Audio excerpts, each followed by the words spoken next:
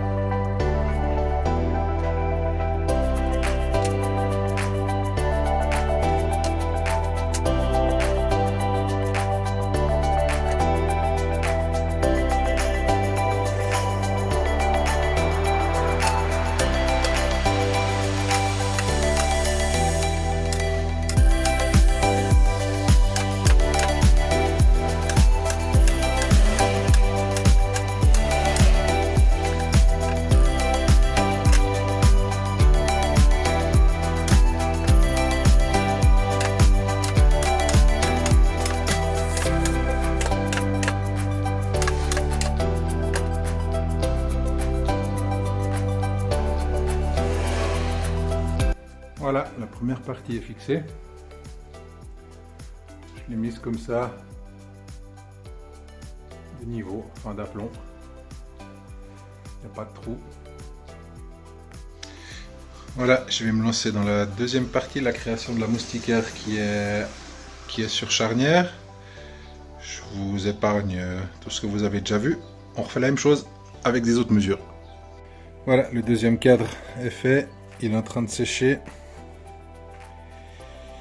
Je pourrais ensuite tendre la moustiquaire dessus et puis tester tout ça. Voilà, c'est terminé. J'ai pas tout filmé parce que j'étais tout seul, donc c'était pas évident de tenir les pièces et puis de les visser et puis tout. Mais je te montre le rendu final. Donc c'est assez joli. Ça prend un peu de place dans l'embrasure du Velux, mais ma foi c'est comme ça. Donc j'ai mis des petites charnières ici pour permettre de pouvoir l'ouvrir. Donc je te fais une petite démo. En fait, je viens accrocher ici pour sortir la moustiquaire. Et puis ensuite, j'ai mis des petits arrêts aimantés. Et puis ensuite, je peux simplement aller fermer mon Velux. Voilà, comme ça. Et puis,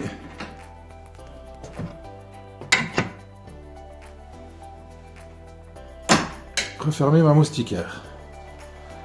Là, je tiens la caméra avec la main gauche, donc c'est pas évident, mais ça se fait très bien tout seul. Voilà, c'est blanc, ça s'intègre à peu près dans l'environnement de la maison qui est blanc aussi. Mais je suis assez content du rendu. Je vais encore mettre là sur les côtés des petites mousses pour que ça glisse tout doucement sans rayer l'embrasure, mais que ça ferme quand même un peu mieux. Et puis sinon, bah, c'est terminé. Donc voilà, je suis trop content. C'est cool.